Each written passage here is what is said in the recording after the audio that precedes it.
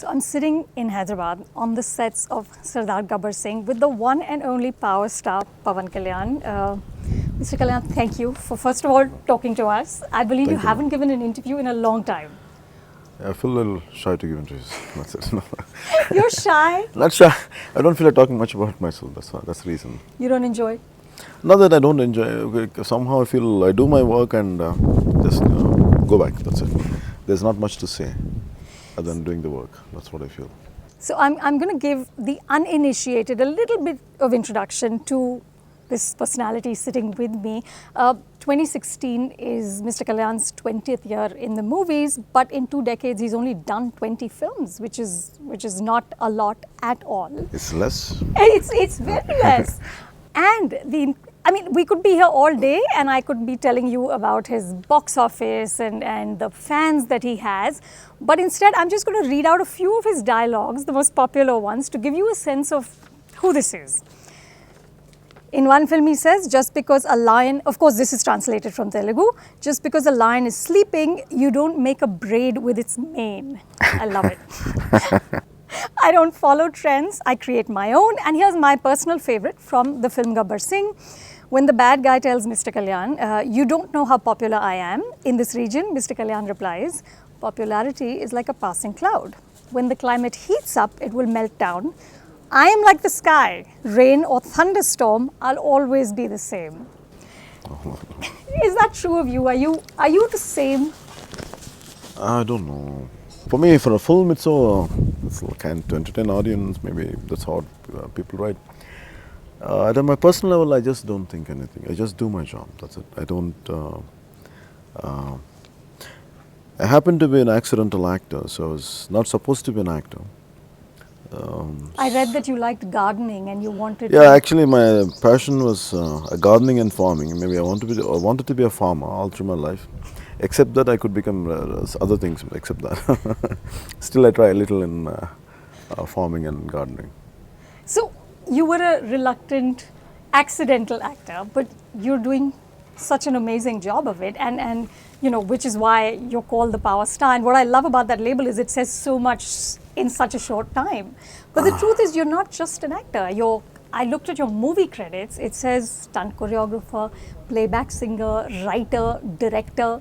You're so many things. I think all happened because of necessity. I had my limitations. I have my own limitations even now. And when people try to put me in their imagination, and I was struggling to fit into it. But instead of, in the process, I was ending up as someone which I couldn't deliver the goods. So I was thinking, like as I said, if it is me, I can, this is not my area of expertise, or this is my area of something which I can do. So what I used to do is what I can do. So I can do this. So I used to give the inputs or something. At least I made myself comfortable to do what they had given. So I used to adopt a little here and there. That's how it started off. And later I think I got the hang of it. Then I was continuing. You make it sound very simple. But actually, I'm sure it's not as easy as that. No, they don't let it happen. So you'll have a lot of struggle and fight. Like, yeah, no, I'm saying simple, but in the process, it's not simple. You have to have a lot of kind of arguments, but somehow I used to convince them. You know what convincing means. Do you ever think that as because you're so big and they love you in ways that are beyond your movies, do you always have to play the upright good person? Definitely, I don't like to play as I'm very clear about certain things. I don't like to play as a bad guy. There are no bad guys in this world. The complete bad is not there. It's only shades of grey. There's no complete good. It's shades of grey. And also, I'm not a great actor in such that where I can transform into another character, where I completely, from the previous film to another film, I can transform myself into another. I can't do that because I'm not a trained actor. So happy being what I can do it. That's all I can say. In an interview, Steven Spielberg had said that his biggest problem was that nobody would say no to him because he was so powerful. So I love that. So is that a problem you face, that nobody ever says no to you? I'm aware of myself. I know my own limitations. I tell them, I said, I'm not able to do this. Could you help me? But they think, okay, you do a lot of things I think you know. Like I pick up cues from anyone. Any small suggestion, I take it. they restrain and they confine themselves by not able to give me the right input. So because I'm a popular, I'm a known actor, that doesn't mean I know everything. Most of the time I try to keep seeking inputs from different, even no matter who they are, whatever they are, even a little inexperienced, but still they come out with the brilliant ideas. So I try to keep reaching out to them. You listen? And I do. Really? Because what happens when you reach this level of power and popularity is you start to live in a world which is in a way not real, because there's so many barriers around you. Have you consciously tried to get away from that? When we know there is something beyond us, one who created us, so it'll humble you. I don't know, after my third film, they took me to one of the cities, and they were asking me, like I said, we got a open top vehicle for you to go to that venue. And it was a function, like it's a big function. I said, why it is needed? They said, a lot of people are going to come. I said, who's going to come and look at me? And actually, when I went, this hordes of people were there. I was wondering, like, what is the difference between me and them? I said, both two sides of the same coin. I said, destiny has put me here. There's no difference between me and them. So I don't have to take it to my head. When I trace the thought back, maybe there are so many people involved to give me that experience that I'm able to deliver. Who enabled you to do it? Who made me to do it? Oh yeah, who could? But Mr. Kalyan, you've led such an unconventional life. I mean, every sphere of your life, personally, professionally. You launched your political party, Janasena, but you're clearly not, and you said that in your speech at the inaugural of the party, that you're not here for a post or you're not here for power. You're like a conscience keeper. Someone should be, somehow, I don't know, somehow a lot of thoughts, they keep choking me. I say a lot of big dialogues in films, and I say it with such a conviction when I'm saying it, actually believe in when I'm saying it. So I keep wondering, how come when I say with such conviction in films, how come in real life incidents, how come I'm so scared? That questions me. And I have that kind of, I can't face myself.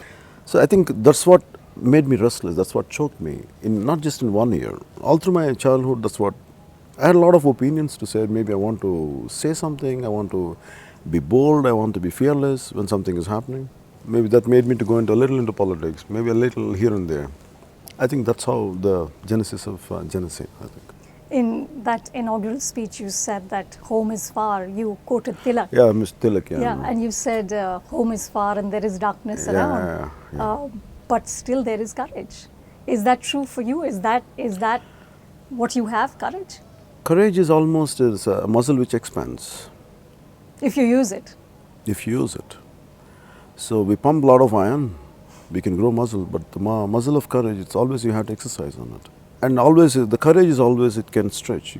Maybe today the level of courage for one point of time is not the same for another incident. Again, you have to live up to it. Not that I want to stretch my limits, maybe a situation comes, I don't want to step back. I don't want to. I would like to face, I would like to have an opinion, okay. That's how it is. Do you ever feel that you're risking anything by going into that arena? Even risking means, if it is about the cost of life, we risk a lot. Even if a simple horse riding, even sometimes we go through a lot of kind of electrical short circuits and all, So in that way, if you look at it, danger is lurking everywhere. So for me, I said, and that too, if we are about to die at any point of our time, so why can't we say something and just do it? I think that's how it started off. But especially for film stars in this country, it's very difficult to actually be political because there's so many possibilities of sort of bad effects. Films get banned, this happens. That's true. You don't seem afraid of that. Films is not the end of life. Films is just a part of my life. For me, life is more bigger than cinema. If you weigh what is expressing is more essential than keeping quiet, I prefer to express myself, no matter whatever the cost is. But it's not that I will be foolish. I choose, and also I go through a lot of thinking process. It's not that I want to irritate people. It's not that I want to make people angry. I said, if there is some kind of imbalance or injustice, I want to put it in such a way to make them understand. You're not seduced by your own superstardom? I never believed myself as for me it is God-given, or it just happened to me.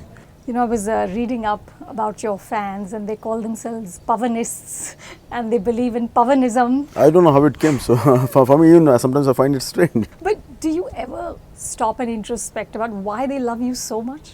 Maybe all of us look for some kind of role models. And I maybe role model is too big a word.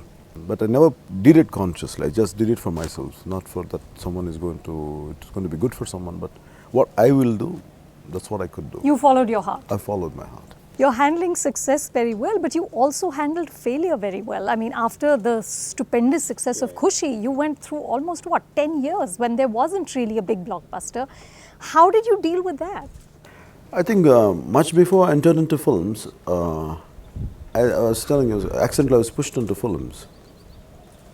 For me, films, why I could do it passionately was like, whatever job will be given to me, I do it with complete dedication. It's not something I don't waver. So when films happen to me, how best I can be, that's what I was trying. So when I was doing it, I used to go and tell my mother, I said, Ma, I used to call, Ma, you know what's happening? These guys are paying me money and they're letting me do what I like. So for me, even if they don't pay me money, I said, I'm very fine because I'm able to do something which I like. So when I was enjoying that process, I'm more grateful for that process. So always I was thanking, I don't know, so always right from my childhood I believed in the supreme nature. It's not something of formless God, it's not something of God of form or something, but always I believe something Higher. a higher power. So I said, I'm hardly a high school dropout, and how come life is able to give me this much? So it is not my capacity, it's not my intelligence, it's not my abilities. Something happened to me. So that made me, even if I was I was getting success one after the other, I was always scared.